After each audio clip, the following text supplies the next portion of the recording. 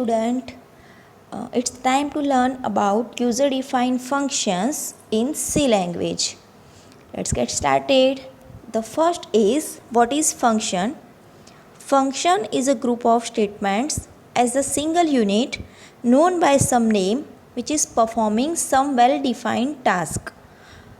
The function types are library function or built-in function and user-defined function. Library function or built-in function.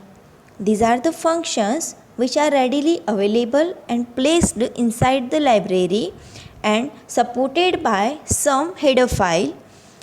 For example, clear screen and getch function both are supported by the conio.h header file, same as square root and average function which are supported by math.h header file, as well as string length and string reverse function which are supported by the string.h header file. Now let's come to our main point. What is user-defined function? User-defined function is an independent program module with group of statements, and that function can be called and used whenever it is required. What is need for user-defined function? Every program must have one main user-defined function. But in main function, there can be number of problems, like if the program is too large and complex, then the task of debugging, testing and maintaining will be difficult. To avoid this problem, a program is divided into functional parts, and these parts are known as functions. So the task of debugging, testing and maintaining will be easy. In some cases, certain operations or calculation are repeated many times in a program, so the time and space will be wasted. To avoid these problems, function can be used because the function can be called and used whenever it is required, so the time and space will not be wasted. The length of the program will be reduced by using the function. A function can be used in many other programs. The elements of user-defined function. There are three elements of user-defined function. First, function declaration. Second, function call. Third, function definition. Let's understand function declaration. The calling program should declare the function before it is used, and this is known as function declaration. Function declaration is also known as function prototype. A function declaration contains four elements: function type, function name, parameters list and terminating semicolon. Here, the function declaration with syntax is displayed. The general format of function declaration is as follows. First, we have to write function type, space, then function name, and in a bracket there are a parameter list and then semicolon. For example, integer add, parameter list are two variables and the type of the variables are integer. The function declaration is similar to function header except the terminating semicolon. Function call. Function call is a statement that is used to invoke the function for use it. A program that calls the function is known as calling function. Function can be called by using the function name and list of actual parameters. For example, in this program, in main function, there is a function call of function add, which is c is equal to add 10, 5, where 10 and 5 are the actual parameters value. In above example, when a function call statement encountered in program, then the control is transferred to the function add. After this add function executed line by line, and the answer is returned to the function call using the return statement. This return value assigned with variable c. Function definition. Function definition is an independent program module, and in that module function coding is written. There are 6 elements of function definition: function type, function name, parameter list, local variable declaration, function statements, and a return statement.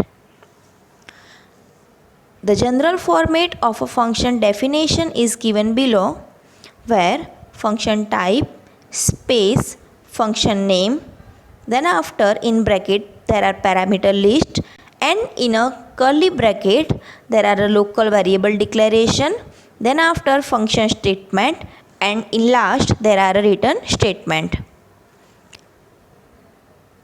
Function definition example is integer add, in bracket parameter list are integer x, integer y, and in curly bracket there is a one local variable declaration which is integer z.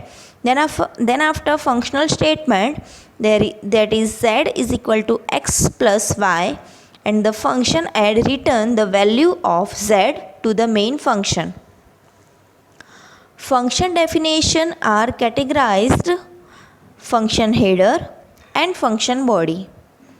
Now let's understand what is function header. A function header contains first 3 elements of function definition with function type, function name, and parameter list. Function body. A function body contains last 3 elements of function definition with local variable declaration, functional statement, and a return statement. Now let's understand what is parameters. There are 2 types of parameters. First is actual parameter, and the second one is formal parameter. Actual parameter. The parameters which are used in function call is known as actual parameter. Actual parameters send the copy of the data to called function. For example, sum ij, where I and j both are the actual parameters. Formal parameters. The parameters which are used in function definition is known as formal parameters. Formal parameters will receive the data sent by calling function. For example, integer sum, integer a, integer b, semicolon. Here a and b both are the formal parameters. User-defined function can be categorized in the different kind of categories. First, function with no arguments and no return value. For example, void print message. Here, print message function does not have any argument and it will not return any value to the main function. Second, function with argument and no return value. For example, void sum integer a, integer b. Here, function sum has 2 arguments, integer a and integer b, and function does not return any value to the main function. Third, functions with argument and with return value. For example, integer add, integer a, integer b. Here, function add has 2 arguments, integer a and integer b, and function return integer value to the main function. Function with no argument and return value. For example, integer get number, where get number does not contain any argument but the function return integer value to the main function. Fifth, function with return multiple values. For example, void maths, integer a, integer b, integer pointer sum, and integer pointer different. Nesting function. C permits nesting of functions. Main function can calls function 1, function 1 can calls function 2, function 2 can calls function 3, and so on, and this is called nesting of function. The program demonstrates nesting of function where two user-defined functions are declared. The first is add with the 3 integer argument and the second is add1 with the 2 integer argument. The program is about the addition of 3 number where we have to add integer a, b, c and the final answer is stored into the variable d. Here value of a, b and c is passed by the user. Now the statement where d is equal to add a, b, c, here add function called. Now when add function is called, control goes to the definition of add where add one function again called inside the function add. So control goes to the add one function and here two integer numbers addition is performed and the final answer is returned to the function add1. Here we can see that the value of p plus q is summed up and the final answer will be stored in r and add1 function will return the value of r to the function add because add1 is called inside the add function. Now the final answer of the add1 is used in the add function as a y. Now x and y is summed up and the final answer will be stored in w. Then add function return the value of w to the main function and which is stored into the variable d and the main function will return the value of d as a final answer of addition of the 3 number. Now the next topic is scope of variables. First of all, let's understand what is scope. The scope of variable determines the region of the program in which a variable is available for use, means a variable is active. There are two types of scope. First is local variable and second is global variable. What is local variable? The variable which is declared inside the function is known as local variable. The local variable can be used only inside the function in which it is declared. In previous program, we can see that integer r is declared inside the function add1. So, the r is a local variable and we can access the value of r in only add1 function. The second is global variable. So, let's understand what is global variable. The variable which is declared outside of all the function is known as global variable. The global variable can be used to all the function in the program. The next is parameter passing method to function. In a previous example, we can see that we can call a user-defined function, right? So, the function is called by two different methods. The first is function is called by value and the second is function is called by reference. First we will understand what is called by value. When argument values are passed to the function, the content of the actual parameters are copied into the formal parameters. The called function cannot change the value of the variables which are passed and this method is known as call by value. The second parameter passing method is call by reference. The reference of the parameter, for example address, which is called pointer, is passed to the function and not the value. Because pointer is passed, the called function can change the content of the actual parameter passed. It is used whenever we want to change the value of local variables declared in one function to be changed by other function. Our next topic is recursion. When a function calls itself, this process is known as recursion. In recursion, a called function calls itself and a process of chaining occurs. The example shows here in main function, again main function is called.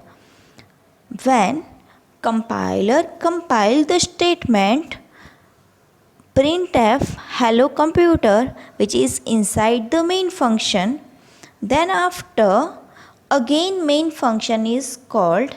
So here the after main function execution, the output as below, which is looks like hello computer for the infinitive time.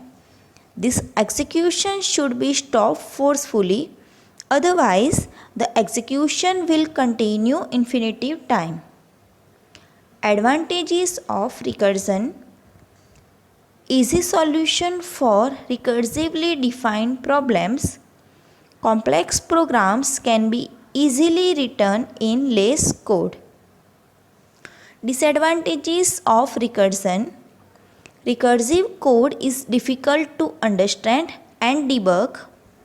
Terminating condition is must, otherwise it will go in infinite loop.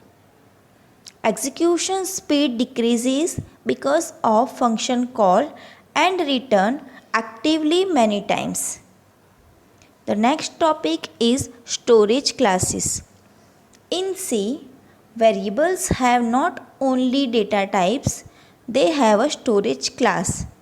There are 4 types of storage class. The first is automatic variables and the keyword is auto. Second is external variables and the keyword is used as extern. Third is static variables and the keyword is static.